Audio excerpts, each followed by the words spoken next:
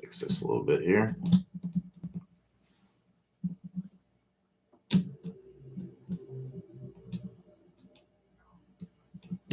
we go. All right. Thanks, everybody, for joining me. We'll go ahead and get started here. If you got your questions, go ahead and post them. It's going to be below the videos if you are on a smaller screen like a mobile device or tablet. If you're on a larger screen like a laptop, desktop computer, something like that, it's going to be to the right of the video. So I start with questions that were asked up to an hour before. So I'll be starting here with, looks like Mark K.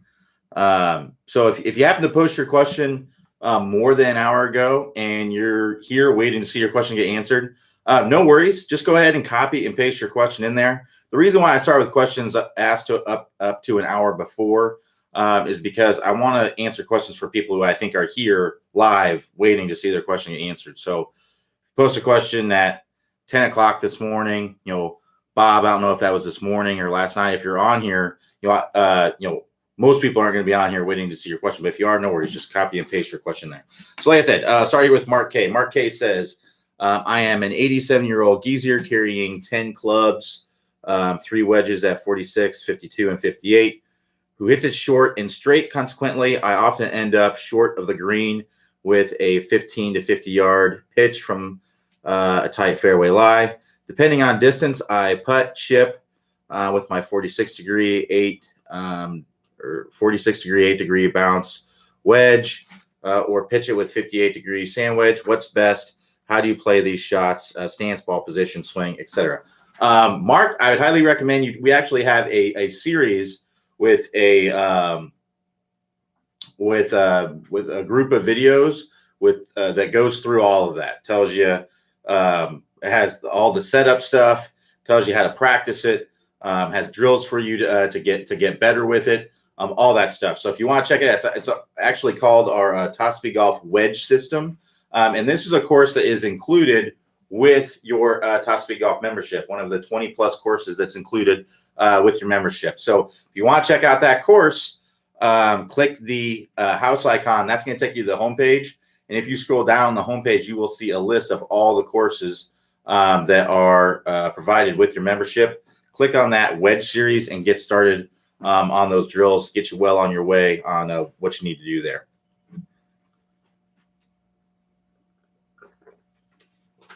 All right, so let's keep going here. So Edmund B says, your tip on delaying wrist cock until the start of the downswing was a watershed moment for me. I am now sticking my irons great. I am finding it difficult to incorporate the move into the motion. However, what can you suggest? So it's hard to say exactly, if you're doing this correctly without seeing your swing. But let's understand the wrist motions, kind of the wrist movements, and let's also understand, basically what gives that appearance of lag, what gives you, that sharp angle of lag appearance in the downswing. So first, let's talk about that. So the first thing that gives that appearance of lag is that thumbs up position with both hands. So this is otherwise known as radial deviation. Now, you can't really radial deviate very much. You can only radial deviate about, I don't even know if I'm using the correct way of saying that, radial deviate, but your wrist can only go thumbs up about 20 degrees. You can see if I have my wrist in a neutral position and I just go up like that, that's not a lot. But I think in a lot of people's minds, that's what creates all of that angle, and that couldn't be further from the truth. That's actually a very small portion of that. The next piece that creates that angle of lag is the shallowing of the club, and that's what the move is. That's part of what the move is shallowing out the club. So if I have this maxed out thumbs up position and I have my wrist in fairly flat here, but maximum, I have it pulled maximum this way, and then I take the club and I shallow it, right? Because that's what we're doing in the downswing. We want to shallow it. If I shallow that from vertical to shallow, you can see that angle there got smaller. So it's a little bit less than 90 degrees. Now it's probably like 70 degrees, right? So that's definitely created the angle there, a bigger angle. And then the last piece is the momentum of the club, right? So if I'm not fully hinging the club yet, right, then I'm going to have a lot of momentum going this way as I start my downswing, and then I can create that sharp angle of lag as my wrist is going into radial deviation, and I'm also shallowing out the club. So if I put those three together, you can see I create that sharp angle of lag.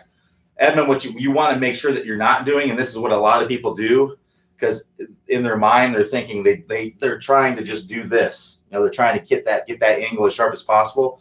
What a lot of people will end up doing is bending their lead wrist like this, cupping that lead wrist. So if you watch here, if I cup my wrist and go into radial deviation, I can create that sharp angle there, right? I can create a sharper angle, and you want to make sure that that's not what you're doing, because that's what the opposite of the move is. When you cup your wrist like this, that's opening the face. If you watch my club face, it opens, right? If I bow my lead wrist, the face will close, and that's what we want to do with the move.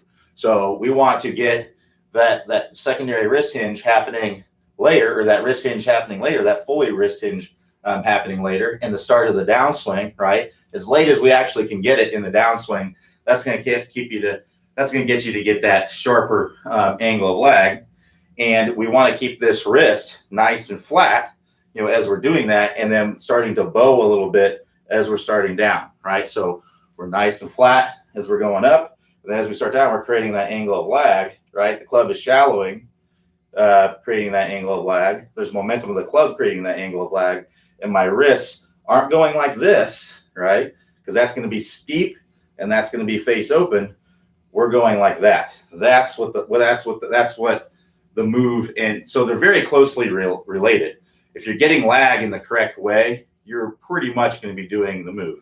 If you're not cupping your wrist and you're shallowing out the club to get the lag, that's basically doing the move at the same time. So I would just make sure that you are not cupping the wrist and you're actually, and coming down steep, that you're actually keeping that wrist fairly flat and using the momentum of the club, and that's going to naturally make your wrist radial deviate, because it's going to pull the wrist to radial deviation. We want to make sure that we're not going like that to get that angle, keeping that wrist nice and flat and slightly bowed as we're coming down.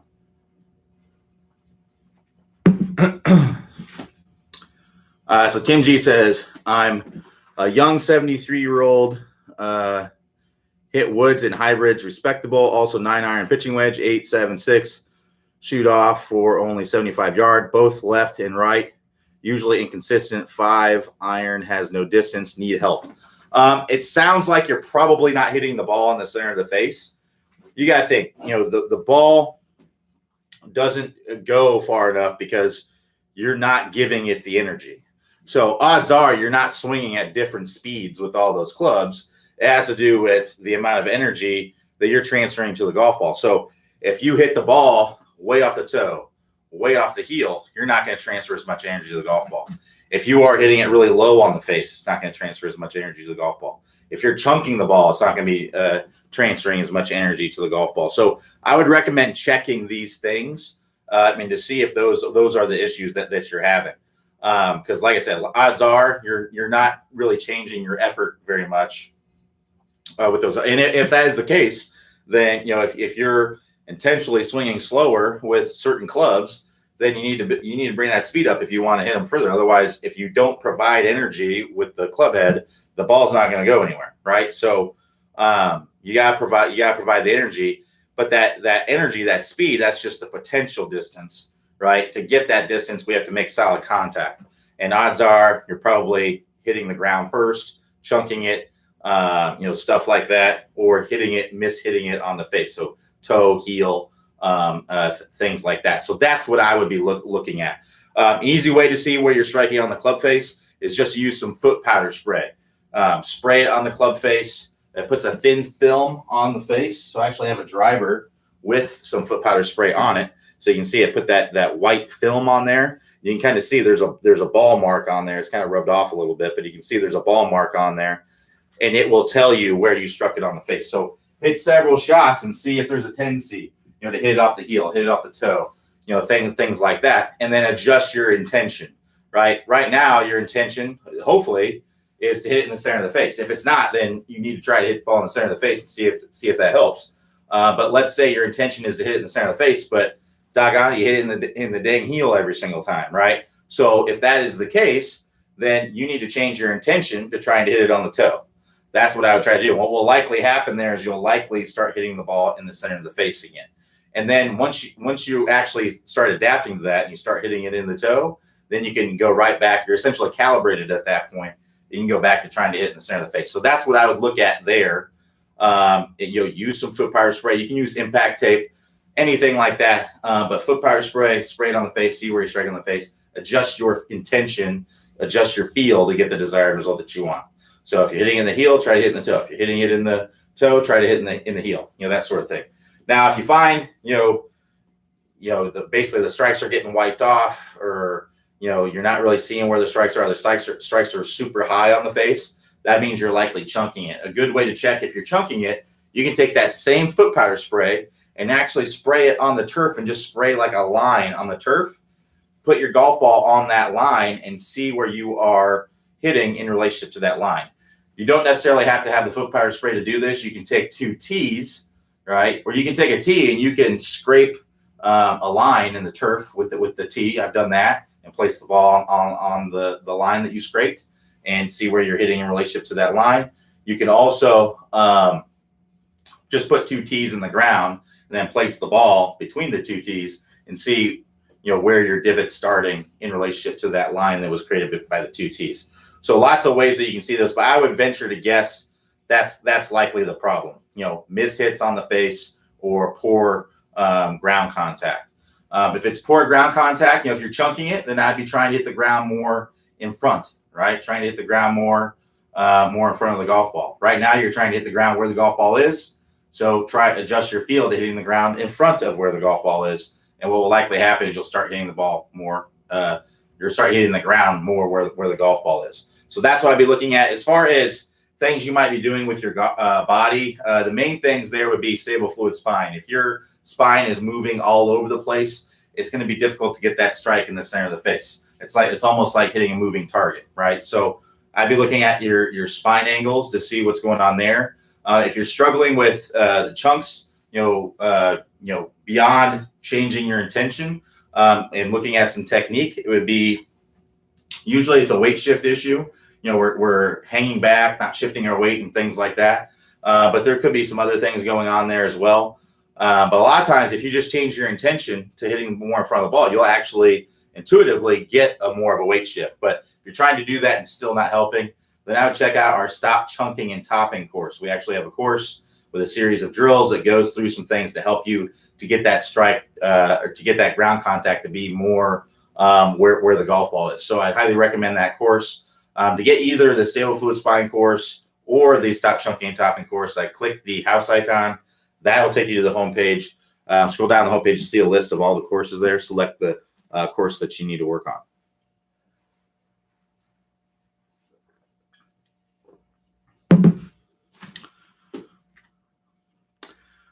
So Rick B says, I see a lot of players almost stand over the ball at address and some are extended. So what would be the proper distance for all the clubs at address? It's really personal preference. You're exactly right. You're going to see some players like a John Rahm, a Jim Furyk. I mean, it looks like they're just standing right on top of the ball like that. They're very close to the ball. And then you'll see some players that are, more extended. They have their arms kind of more out like this. Like a Bryson DeChambeau kind of has his arms out extended from him. And then everyone else is basically somewhere in between. There's no, as long as it works for you, there's no right or wrong. But I would say in general, where you're going to see most players at is really just a little bit of bend in the knees, a little bit of hinge at the waist, let your arms kind of hang straight down until your hands are basically, 5 or 6 inches in front of your thighs. Right. And then when you take the club, the butt end of the club should be about a fist width between your thighs. And that's going to be pretty good for about everything. The driver you can be out a little bit further because the club's a little bit longer.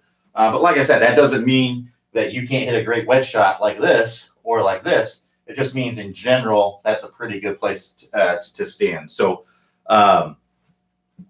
there's lots of different ways to do it.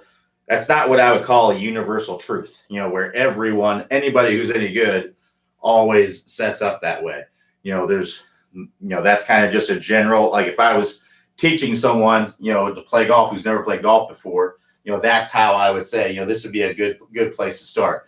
And you may find down the road, or that player may find down the road, that standing close to the golf ball helps them, or standing further away from the golf ball helps them. You just have to find what works best for you. There's not a universal truth on that one. And then goes on to ask one last question. What starts the downswing in general? Weight shift and rotating the hips are the full sequence of upper and lower body all at once. It starts from the ground up, right? So we're getting to our lead side, right? As we're getting to the top of the swing, and then we want to start driving with the lead leg. It's almost like a gear system, right? So it's not like my legs start going, right, and my upper body stays, right? That's not really how it works. It's my legs start going, and that just starts kind of pulling everything, down into the golf ball. It's like a gear system, right? So the gear that's powering it, that's starting it, is the feet, the legs, in the ground, your connection to the ground. That's what's starting it. So the gear of the legs start, and then the next gear is starting to turn, and so on and so forth. That's the way that you want to kind of think of it. It starts from the ground up. I would try to get pressure in your lead foot and start pushing in your lead foot before the arms start down, because typically if we get the upper body starting down first, we're going to hang back. We're going to swing over the top. You're likely going to hit a lot of slices, pulls, over the top chunks, and things like that. So we want to get to our lead side, get started with the legs, and that's going to allow you to build momentum to be able to get that club to whip on through there, right? It's exactly pretty much like a whip. If I'm taking a whip, where does the force of the whip start? It doesn't start in the tip of the whip, right?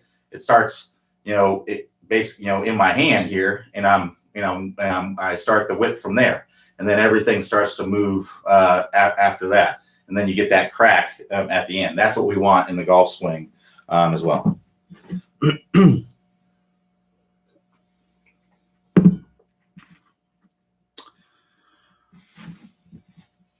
All right. So Vince V says, where are the differences in swinging longer irons, 4-iron or less versus 8-iron? Can you show some setup differences and impact difference?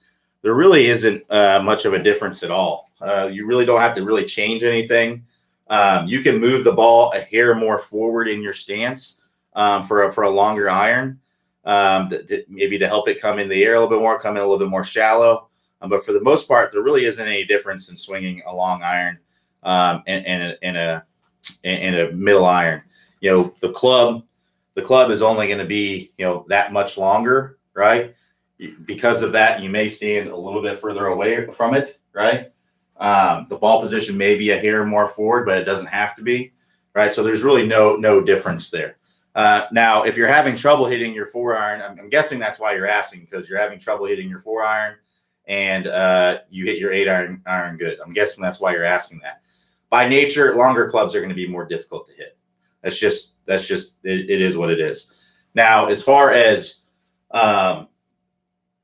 it could be a situation where you may be better off with a hybrid type club than a 4-iron. Replacing your 4-iron with a 4 hybrid might be a good route for you to go. It's something to look at. So that may be something to look at, because if the 4-iron has got less loft on it, it's harder to hit it through bad lies if it has less loft on it, because it just doesn't have much oomph to it. Hybrids are kind of made to hit through lies like that, and fairway woods are made to be able to hit in tougher, rough lies and things like that. So that could be something you can look at if you're having trouble hitting your 4-iron. But the actual swing and the mechanics in the way that you swing the club are really not any different, other than you might just have the ball position slightly more forward. And when I say slightly more forward, I'm talking like a ball, maybe at most.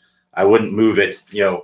I wouldn't play, if you're normally playing an 8-iron a little ahead of the middle of your stance, I wouldn't put my 4-iron up there, right? I wouldn't put it 5-6 inches forward. I would just put it, instead of, here's my 8-iron ball position. Okay, there's maybe my 4-iron ball position, maybe a ball forward, not much. But that's about the only difference. So John C says, "Hi, Quentin. I've been a member for 4 years running and thoroughly enjoy your website. Quick question: practicing on the straight line release, and it seems my ball tails off right after placing a divot. Is this due to weak hand grip, or is it not rotating my right hand over, or I hit the ball, or the angle of finishing the straight line release?" What do you mean by tails off? Like it slices a little bit? So a slice is caused by the face being open to the path. If that's the case, if the face is open to the path, the ball's going to slice a little bit, right? So maybe in an effort to get the straight line release, you are maybe swinging a little bit over the top or leaving the face open and things like that. So you need to get the face more closed as you're coming into contact. It's hard to say without seeing your swing or knowing exactly what you mean by the ball tailing off. But basically, the ball not going straight is going to be due to the face being having a difference in the path. So what I mean by that is the direction the club face is pointing at impact is different than the direction the club face is moving through impact, right?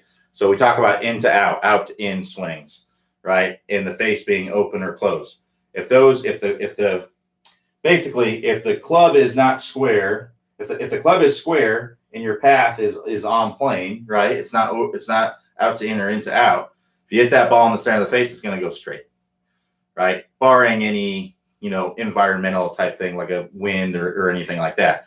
But all things equal, perfectly still day, that's what's going to happen.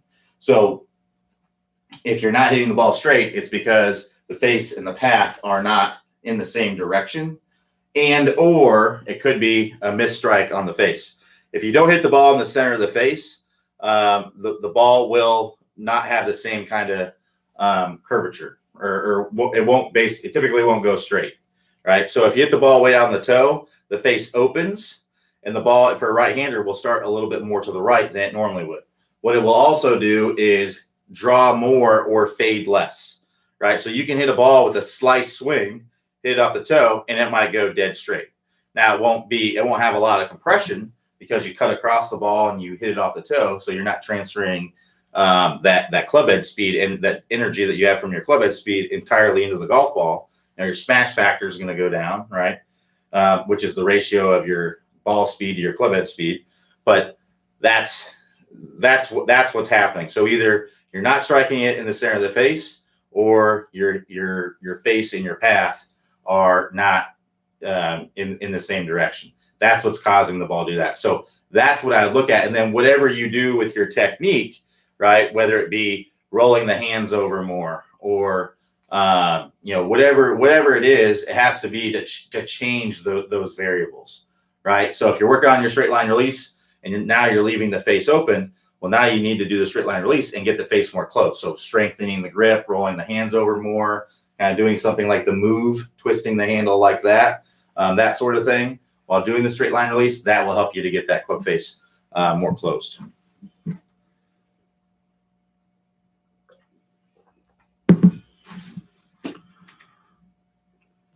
So Jeff P says, can you explain tempo as it relates to the backswing and downswing? Excuse me.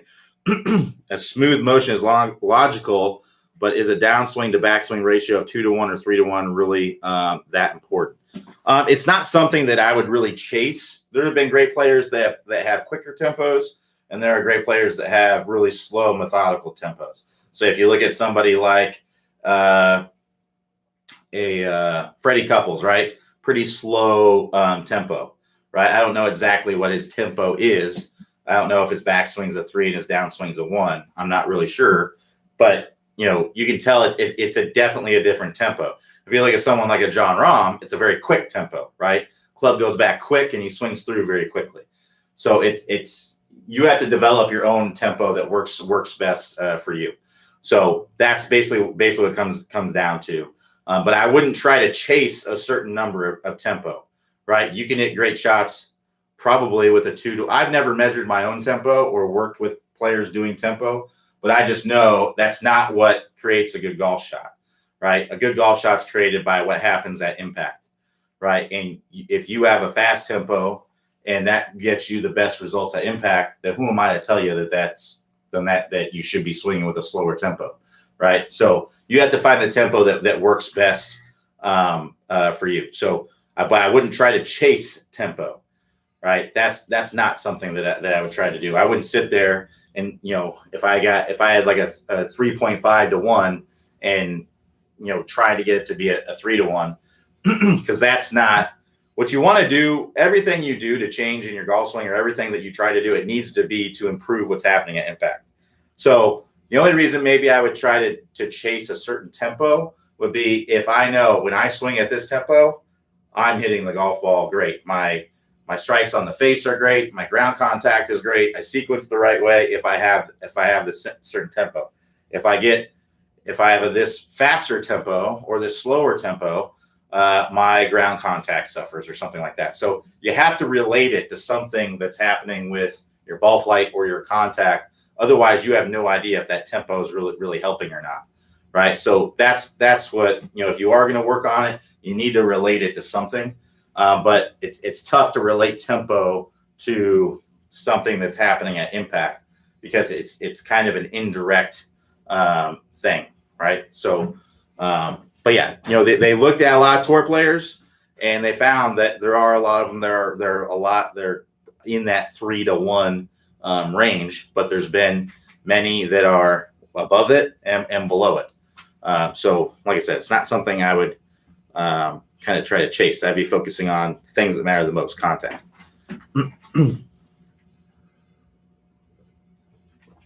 All right, so let's keep going here. So Nick H says, rough lies. Here in the UK, the grass can be long and damp in the rough.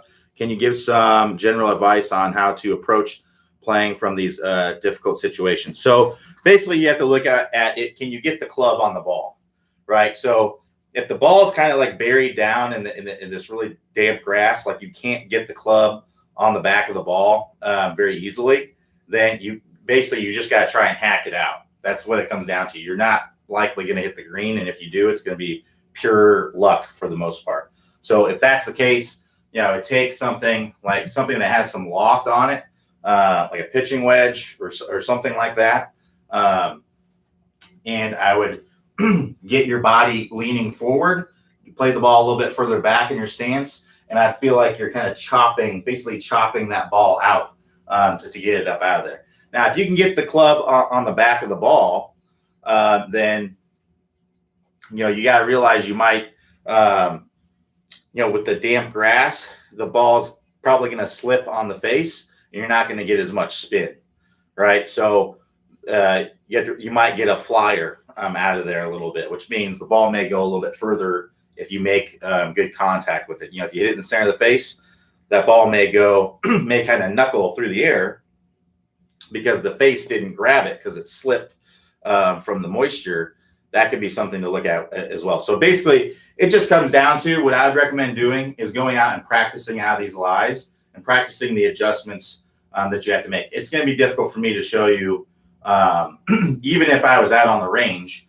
The only way I'd really be able to show you is if I was there with you at your damp lies, and I could actually show you. But basically, what it comes down to, you need to do something. And if you can get the ball sitting on top of the grass, and you can get the club on there cleanly, there's really no adjustment that you have to make. You just have to make sure that you don't, swing underneath the golf ball. Because if you're in the rough and the ball's kind of sitting up on the grass, like in the rough, then it's almost like you're hitting the ball off of a tee, right? And you could hit under the tee, and that wouldn't be, you could hit the tee underneath the golf ball and hit it too high in the face, and it won't be a good strike. So you kind of have to imagine that's what's happening. But there's really, if you can get the club on there cleanly, there's no real adjustment you need to make other than that. But if you have to get down there and if you can get the club on there, but maybe there's a little bit of grass in the way, then that grass is going to get on the face between your club and the ball, and that's going to reduce the spin, and it may fly on you, right? If you ever watch PGA Tour golf, right, you watch it on TV, you see them hit out of the rough. A lot of times, you'll see them, they might airmail the green every now and then because they misjudged how much they're flying it. Or sometimes you'll see they'll take a club less because they know they got a flyer and the ball's not going to spin as much. And they know it's going to go longer, and when it hits the green, it's probably going to roll out a little bit, because it's going to be, because it's in the rough, right? Because you're not getting that spin. So those are the things that you got to consider, and it's really just something you got to go out and practice. So it's going to be somewhere in between. Can you get the club on the ball? And if you can, is the grass damp? Is the grass going to get in between my club and the ball? How much spin am I going to lose from that happening? How much further is my ball going to go? That's something that it just comes with experience. You got to go. It's a skill that you have to learn by going through the repetitions of doing it. And then if you can't get if the ball is buried, basically you have to you have to put the ball a little bit further back in your stance. I would use loft to get it out of there. You can't be aggressive in these situations. Like if you got water in front of you, you got to carry water. That's going to be bad news. You're going to be trying to pull off a hero shot if you got to lie like that. In that case, you probably need to take your medicine, lay up, try to hack it out, lay up short of the water, and trust your short game, your wedge game, and try to get up and down.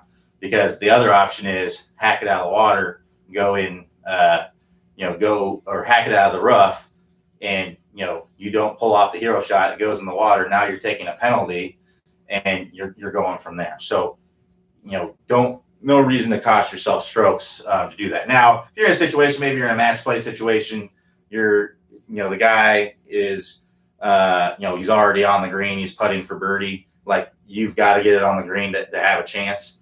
That's different. Try to pull off the hero shot because what do you got to lose? But stroke play, sure, you might pull off that hero shot 1 out of 10 times, but the other 9 times, you're probably going to be, taking a double bogey or a triple bogey instead of, the bogey that at worst that you would have taken before. So, and that's going to add up, through a lot of rounds. So that's what I'd recommend doing. But basically what it comes down to is if you can't get the ball on there, you got to put it further back in your stance, use some loft and hit down on it because you're trying to get to the golf ball. And if there's a lot of grass around the ball, then you've got to come in at more of a vertical attack. You can't come in more shallow because otherwise that grass is going to eat your club up.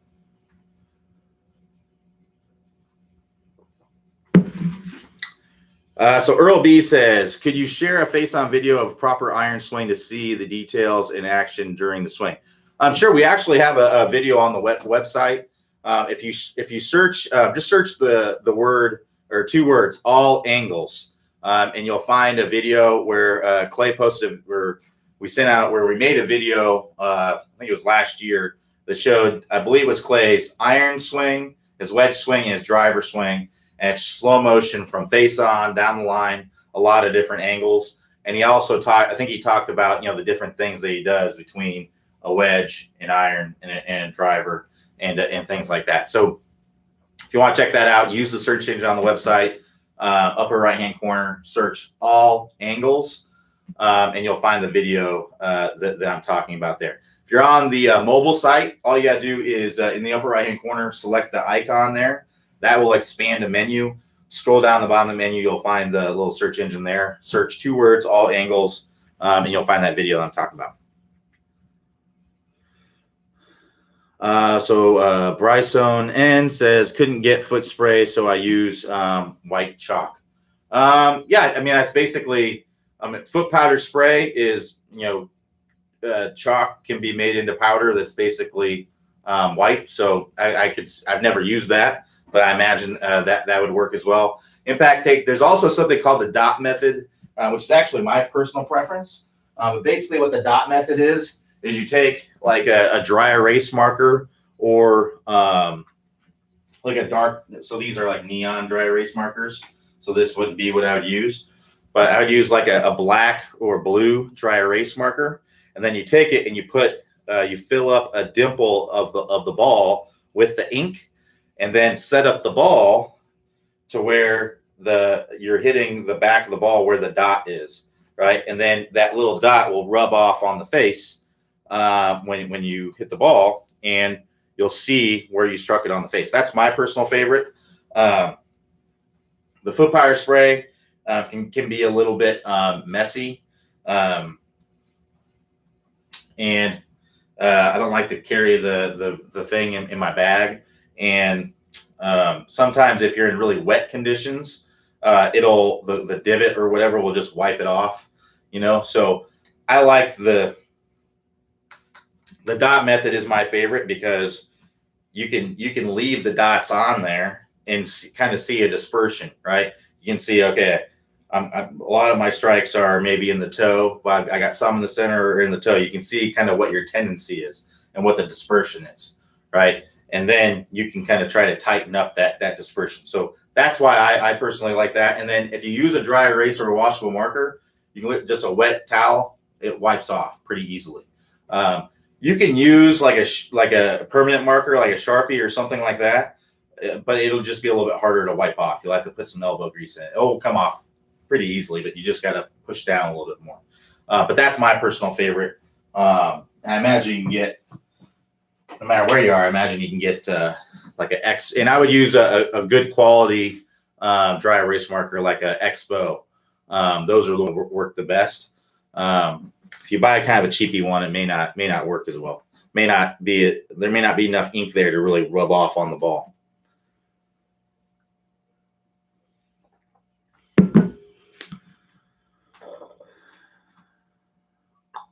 All right, so Dan D says swing in fluffy versus firm sand. Yeah, so basically what we're doing, the difference between a fluffy and a firm sand shot is mainly the angle of attack that you're going to come into the golf ball. That's mainly what you're changing there. You still want to open up the face, right? You still want to make sure that you're opening up the face. For a firm sand bunker shot, if it's really hard like concrete, you may open up the face a little bit less. But in general, if it's still sand and it's just firm, then I would use the same. I would just hit more down on it, right? Because basically the whole idea of the bounce that's on the wedge is to be able to hit it in sand, right? So that's what this little hunk of metal that's on the bottom here, that's your bounce. And when you open up the face, you can see that kind of raises the leading edge and it makes the bounce touch the ground, right? It's more below that leading edge.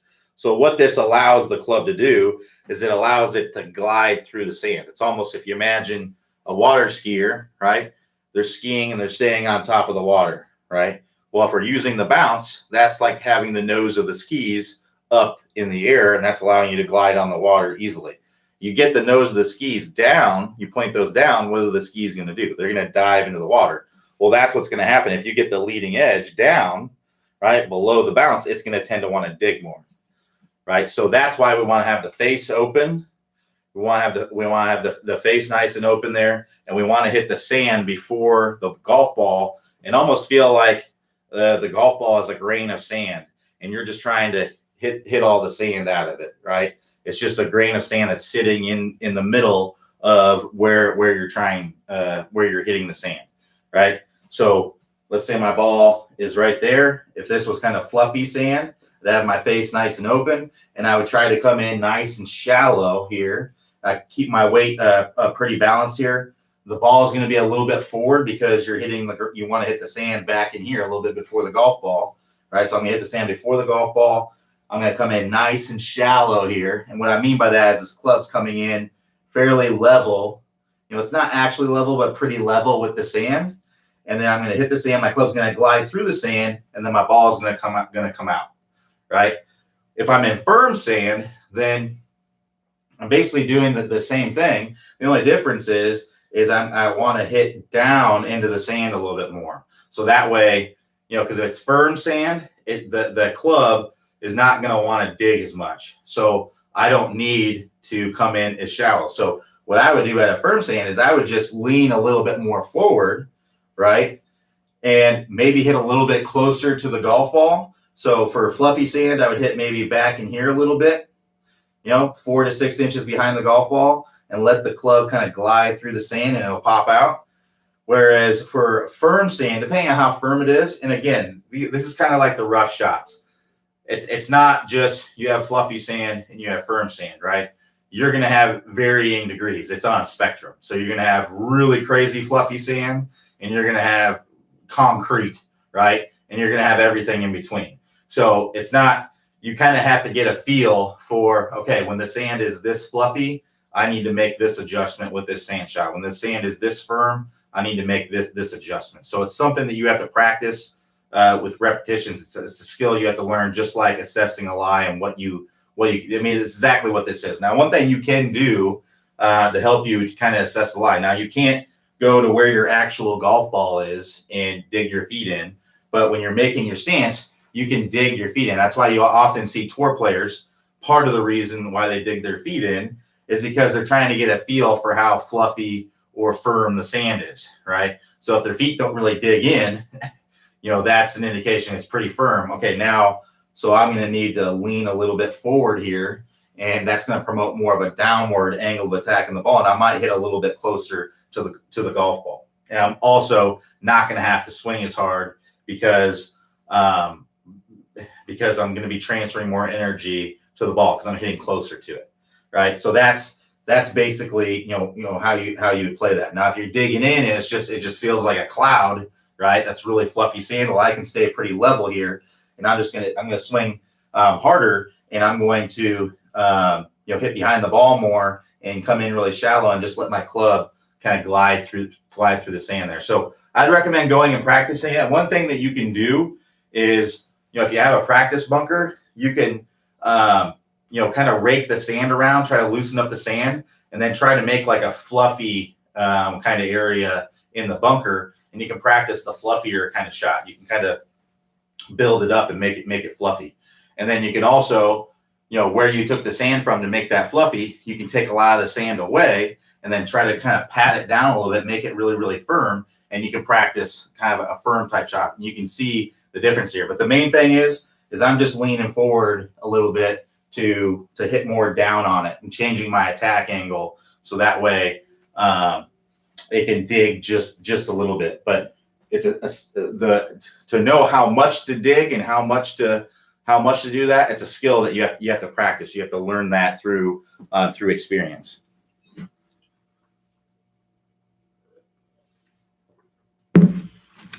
So Charles V says, how do you control distance out of sand traps? Is it just club head speed, or do you use different clubs? So that's a good question. So what I would recommend doing, again, just like the difference between firm sand and fluffy sand, you have to go practice this. But yes, speed, and yes, clubs, and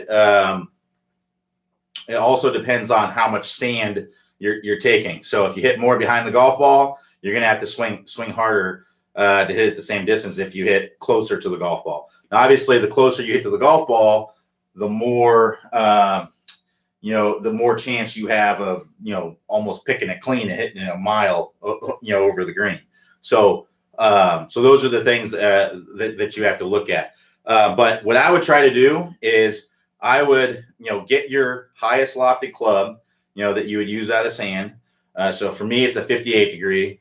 I take my 58 degree and I put it in a sand normal lie, and basically I took a hard swing, as hard as I would out of a greenside bunker, and I saw how far it went. If I hit a good bunker shot, I saw how far it carried and how much it rolled out and all that stuff. So I took a look. I took a look at that, hitting a certain distance behind the golf ball. So I know, okay, here's the maximum I can go. And if you're, let's say for me, that's 30 yards. 30 yards is the longest bunker shot I'm going to be able to hit with a 58 degree without hitting a lot closer to the golf ball.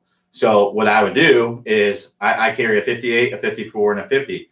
I take my 50. Let's say I had a 35 yard bunker shot. Well, I would take, I can't hit my 58 that far. So I'm going to take my 54, and let's say my 54 goes 45 yards, right? Well, I'm going to hit my 54, not going to hit it full. I'm still going to open up the face the same way. It's just going to be with less loft now because I have a 54 instead of a 58. But it's not going to be my full blast. The full blast is going to be 45. So I'm just going to take a little bit off of it to hit it that far. Now, within 30 yards, that really comes down with feel. It's just like, a pitch shot, right? How do you know the difference between a 40-yard and a 50-yard pitch shot, right? Well, you hit a 50-yard pitch shot harder than a 40-yard pitch shot, right? So it comes down. That's basically how you learn it as well. It's just a little bit more difficult out of the bunker because of the amount of sand. So if you take more sand, you have to swing harder for it to go further. You take less sand, you don't have to swing as hard, right? But again, you're playing with fire a little bit. You're better off taking 4 to 6 inches of sand before the golf ball than you are 2 to 3 inches. If you're very highly skilled, you have a lot of control of it. That's why you will see a lot of tour players only hit 2 to 3 inches behind the ball on the sand. They're very, very highly skilled. They're the most skilled players in the world, right? Not all of us are going to be that skilled. I generally myself hit about 4 to 6 inches behind the golf ball. Now, if I'm really trying to get a lot of spin on one, like I really need to spin it, then I might hit a little bit closer and take the chance. But generally, I don't do that. So that's what I'd be. I'd go out and practice it. It really just comes down to feel, just like it would with a 40, 50-yard pitch shot. It comes down to you get a sense and feel for for how hard you need to hit it. It's just the same way out of a bunker shot. You get a sense and feel for how close you need to hit the golf ball. How hard do I have to hit this ball? Right? You get a sense and feel for it. It's just a little bit hard to get that feel if you don't practice it. One, it's harder to get that feel with a bunker shot, but it's also harder to get that feel because you don't generally practice bunker shots as much as you do wedge shots. So it's hard to think of it in that way, but it's really the same thing. You really just have to develop a feel for it. Now, I don't recommend practicing your sand game necessarily as much as your wedge game, because you're going to be, your pitching game, because you're probably going to be hitting way more pitch shots than you are bunker shots, hopefully anyway, right? But it's definitely something you want to practice to get a feel for. So, if your pitching game is pretty dang good, and you just kind of need to practice it enough, kind of to keep it in maintenance. So at maintenance level, and you want to put in more time in the bunkers because your bunker game is really bad, then yeah, go for it. Practice more of that. But again, it's something you gotta. It's a feel you have to develop, just like anything else. I wish I could tell you an easy way to know. One thing that can make it a little bit easier, and again, there are lots of variables at play here, but generally you can think of a pitch shot being about 3 times more as a bunker shot. So let's say you have a 15-yard bunker shot. That would be probably close to a similar swing of what a 45-yard pitch shot would be. So you can kind of think about it that way. It's not exact, but that could be a good starting point. You could think of this, okay, this would be like a 45-yard swing. This is how hard I would swing for a 45-yard shot if it's a 15-yard bunker shot, and see what that does. If it's a little short, then you need to maybe adjust that a little bit, right? But if it's too much, you need to adjust it the other way. But I've never really tried it that way, but that's just one I've heard an instructor say that, and I could see how it could make sense. I think it's probably for me, I think it's a little bit more than that. It's probably like 4 times. If I had a 15-yard bunker shot, it's probably more like a 60-yard swing for me. But you have to find your own kind of ratio. Everybody's a little bit different. So another question here from Charles E. This time said, you need more bounce in your wedges when the ball is in a bunker. Explain what degree of bounce you need in your various wedges. As far as what bounce you need, it really depends on how you come into the golf ball, right? So that's something you need to get fitted for. But I generally think more bounce is better. So this wedge here is about 8 degrees of bounce. I think I actually have about 10 degrees of bounce on my 58 degree now. I think that's a good, happy medium. It's not too much. And it's not, you want to venture on the side, I would say, of too much, if at all possible. Because if you just don't have any bounce, that club's just going to want to dig, and it makes wedges much more difficult to hit. You don't have that. Well, you're going to have a hard time keeping the club from digging out of a bunker, and you're also going to have a hard time, hitting wedge shots out of the grass because that club's going to want to dig. You're not going to have that safety valve of the club. Basically, if you hit a little bit behind the ball and you have no bounce on your wedge, that club's going to dig. It's going to dig way behind the ball. You're going to hit like a scalpel behind the ball. But if you have a little bit of bounce there, it's still going to not be a really great contact, but it may still be playable. So I would venture on the side of that. Now, if you play in usually pretty plush, fluffier kind of conditions, wet conditions, I would venture on the side of more bounce. If you play in like really tight, tightly mown, really dry, that kind of conditions, you may be able to get away with a little bit less bounce.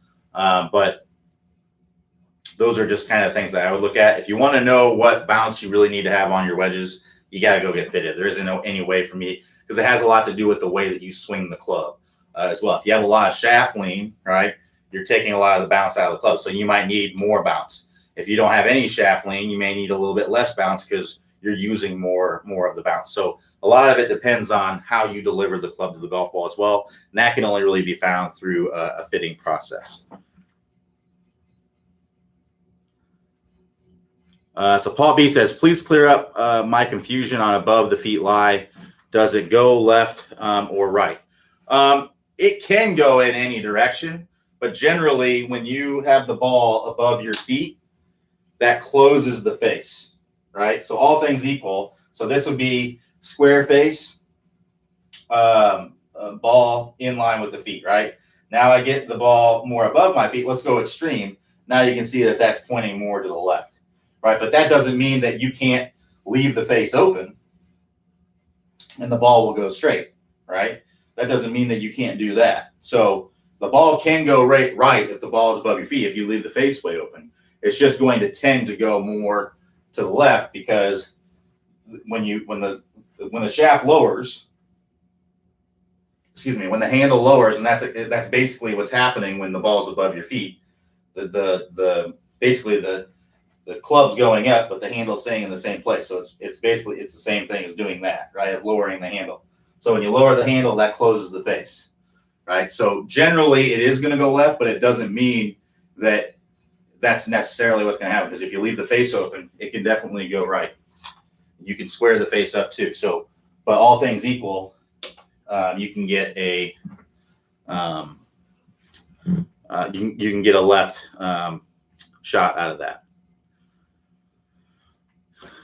So E1B says, hi Q, I wanted to draw the ball 10 yards. I would line up 10 yards to the right of the target and try to have the face lining up to 5 yards right of the target at impact. But how do I get the face lined up like this at impact? Do I grip the club normally and roll over the hands to shut the face, closing the door? Or do I grip the club differently? Please, can you demonstrate? So what I'd like to also point out here is that the ball is going to start in the direction of the club face. So if you start the ball, if you get the face 5 yards to the right, that's where the ball is going to start. So it's not going to be a 10-yard draw, it'll be a 5-yard draw. So you want to have so basically to hit a 10-yard draw, you would want your face to be 10 yards right of the target at impact, and you would want your path to be 20. You want it to be double, right? Because you want the face to be close to the path. And in order for it to curve 10 yards, the path needs to be 10 yards to the right of it, right? So face 10 yards. If I'm trying to hit a 10-yard draw on the target, face needs to be 10 yards to the right, and my path needs to be 20 yards to the right. So generally what I would do, what I think is the easiest way, is to basically line up my feet 20 yards right of the target, right? So I'm closing my stance off a little bit. The reason why I like to do that is I don't really, if I'm trying to hit slight draws or fades, I don't really like, manually changing my path. I like to kind of feel like I'm taking the same swing, but I'm just aligned my body and face a little bit differently. My body is going to control my path, and then my face is going to be determined by strengthening the grip, right? So I'm going to do the same swing. I'm just going to change my grip. I'm going to strengthen my grip to close the face or weaken the grip to open the face, right? So if I'm hitting a draw, I'm going to have my face a little bit so that it's basically pointing 10 yards to the right of the target, but 10 yards left of my feet, right? And then I'm just going to take that same swing that I would take as if I was hitting a straight ball. And because I've aligned my body to the right and I've closed my face, that's going to make that ball start a little bit. It's going to make it start left of my body, but right of my target, and it's going to allow the ball to draw from right to left. But what we have to understand is just because you set up in a certain way, that doesn't mean it's going to happen at impact. I can set up with my feet closed like this and my face really, really closed, and I can swing way over the top with an open face, and I can hit a slice if I wanted to. Now it'd be more difficult to do that, but that's the way, that's what can happen. I can do that if I really wanted to. So the way that you get good at that, the way that you work through this is you develop skill and awareness through doing it. It's not something that's just going to happen like that. You're going to have, you start doing this, you might have one that hooks way to the right. You may have one that's a push slice. You may have one that they may kind of go all over the place. Well, that's because you don't have a very good awareness or control of it. And you have to work through drills like when we talk, Ewan's, I know he's in our ball striking masterclass, if this is the Ewan I'm thinking of. You have to develop those skills, and those skills are learned through the ball striking masterclass. For those of you who aren't familiar with what that is basically a course where you learn how to do this stuff, where you learn how to control your ball flight, your strike, your ground contact, and things like that. So it's a course. It's not included in your membership. It is an additional course. We do offer it hopefully every month or so. Starts warming up in the States. More people are getting out to play golf. We'll start offering it more often. But that's that's what we'll hopefully have toward the end of this month. In the next week or two, we'll open up some spots. So be on the lookout in your email if you want to do the ball striking masterclass.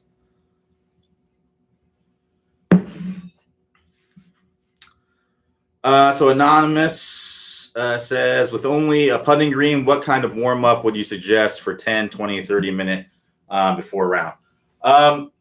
I would probably do some chipping and putting.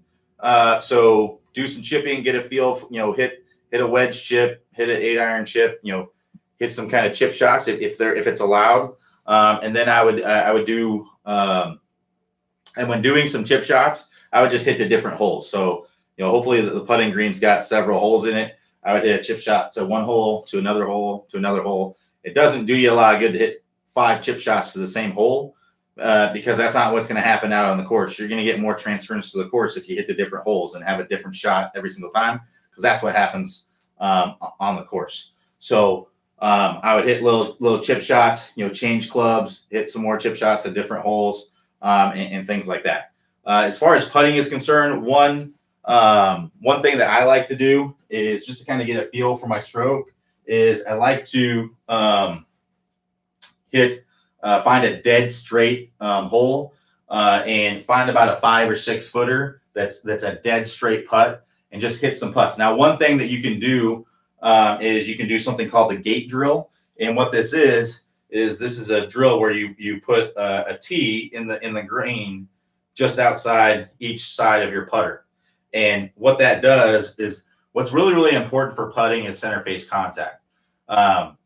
If you don't hit it in the center of the face, you're not going to be transferring that much energy to the golf ball. And, putting is all about speed and the line, hitting the ball on the right line with the right speed, right? So if you don't hit it in the center of the face, you're not going to be transferring the speed to the golf ball that you think you are. And it can also twist the face a little bit and make the ball go a little bit offline. So if you don't hit it in the center of the face, it hurts both line and speed, which is the most important things when putting. So a gate drill would be good. Find a dead straight putt and just work on hitting it in the center of the face. Hit 20, 30 balls in the beginning One thing that this will be a little bit advanced, but Tiger, the way he warms up before every single round is he'll do this gate drill, dead straight putt, 5 or 6 feet, and he'll do it with his right hand only, right? So he'll just do right hand only putts, and doing right hand only putts, I think, is a really, really good way to work on your putting, because it makes you kind of use the weight of the putter, right? And it gives you a much better rhythm, to your stroke, right? So usually he'll do like 25, 30 of the one hand putts from dead straight here with the gate there. And then he'll switch to, once he's done those, then he'll switch to both hands, right? And he'll, a lot of times I've heard him say that he'll switch from both hands to the right hand, then he'll do both hands, another one, then he'll do right hand only, and he's doing it with that gate there. Have you ever seen pictures of Tiger's putter, the one that he's won most of the majors with? There's actually a wear spot in the dead center of the face from just so many putts being hit there. It's kind of crazy to have that with a putter. So that's one thing I'd recommend. And then after that, one thing that I like to do, because like I said, putting is line and speed, right? So one thing that I really like to do is I'll get 3 balls. I'll call it the three ball drill, and I'll pick a hole. I'll go further than 6 feet. I'll pick a hole. I'll start out with a hole that's about 10, 12 feet, and I want to have a hole that's got a little bit of break to it. And what I'll do is I'll hit 3 putts. I'll hit one putt where I try to die it in the hole, one putt where I'm maybe just hitting it a little bit past the hole, and another putt where I'm going firm. So that's helping you kind of see, okay, it's helping you get a feel for the speed of the greens. And it's also helping you understand, okay, how much is this putt going to break if I hit it this hard, and that hard. So that's one that I like to do. And then beyond that, I would do, I do that for a few holes. And then beyond that, I just like to do some lag putting. So, find like a 30 footer, anything 30, 25, 30 feet and beyond is going to be a lag putt. It's not a putt that you're really looking to make. It's a putt that you're looking to 2-putt, right? So I look for some of those, drop 3 balls and see if you can get all 3 of them within, a circle, or, even better yet would be, 3 balls and go to 3 different holes that are over 20 feet away. So you might have a 25 footer, maybe a 30 footer, and then a 40 footer, right? And you're trying to get all those within basically 3 feet. So that way you can have an easy 2-putt. So that's what I'd recommend doing. So a little bit of chipping, dead straight, working on getting groove in the stroke a little bit, then getting a feel for the greens. All right, so we got a few more here. We'll see if we can wrap these up real quickly. It's after 4 already, so we'll finish these up real quickly, and then we will end it there. So Colin T says, from the top of the backswing, I fairly quickly turn my hips in front of my arms, the swing informed by Clay's image of desired contact position.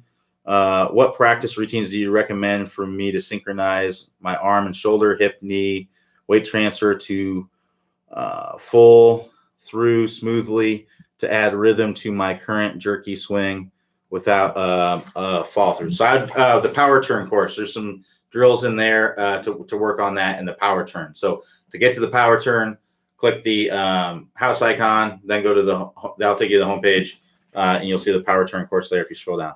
Ball position for woods and hybrids. General ball position. I mean, you can play your woods and hybrids there, but straight down from the lead ear would be your general ball position. You can play fairway, woods, and hybrids there, but I like to play mine about a ball forward of that. So straight down, if you have your good spine tilt, straight down from the lead ear, that's going to be just ahead of the middle of your stance. And then a ball forward of that is going to be a good place for woods and hybrids. So Anthony A says, what is the difference between a sand wedge and a pitching wedge?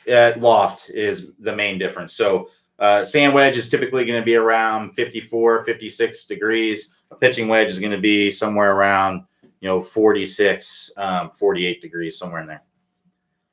All right, so last question here. Doug C says, do you recommend not using the hands when pitching and chipping? What should a 25, 40, and 60-yard swing looked like. I think you mean by like hinging the wrist. You definitely want to use your hands. You got to hold on to the club. You need to use your hands. But yeah, for the shorter swings that don't require a lot of speed, you don't need much wrist hinge, right? So I would try to feel like you're bringing that club out wide, wide in the backswing and wide in the fall through. So that very, very little wrist hinge on those shorter kind of shots. So depending on the club you have in your hand, you know, if you have a lower lofted club, like let's say you have a lot of green in front of you, right? And you're, you know, let's say it's a 40-yard shot, but you have a lot of green in front of you, you know, it may be good to run an 8-iron up there or something like that. Maybe it's a 40-yard shot, but you got a lot of green to work with. Well, I don't need a lot of speed for that shot because it's an 8-iron. I can hit that 8-iron like that, right? Now, a 40-yard shot with a wedge in my hand, I might use a little bit more wrist hinge to get a little bit more speed because because I need that wrist hinge to get some speed. That's really what the hinge is for, is to help you to get more speed. So use it when you need more speed. But if you don't need the speed, then I would be more very little wrist hinge. It's okay to have a little bit. It's okay to, if you're trying to feel wide, to have a little bit of that in there, and then try to hold that wrist flat through contact. So, that would look something like that, right? It's okay to kind of have it like that, but that's going to be more consistent. That's going to allow you to come in nice and shallow, hit the ground in the right spot at the same time. But if you introduce a lot of wrist hinge in there, that's going to help you to get speed, but that can make you be a little bit more inconsistent. So for a short shot, let's say it's a 10-yard shot with an 8-iron, right? I wouldn't go like this, right? Or a 10-yard shot with an 8-iron, that's that. If I don't need those wrists, it would be, this is going to be inconsistent as opposed to that, right? That's what you want. If you want to feel more using your big muscles instead of just the wrist there. So I would only really introduce that wrist hinge if one, you need to come in more steeply into the golf ball. Maybe you have a bad lie. You need to hit a shot you got to pop it out of the rough. Or you need that speed because it's a longer shot. A 60-yard wedge, you're probably going to need a little bit of wrist action to get a little bit of speed to get it to go 60 yards. So thanks, everybody, for joining me. We'll be back here tomorrow, 11 a.m. Eastern time. Everybody have a good rest of your evening, and I will talk to you next time.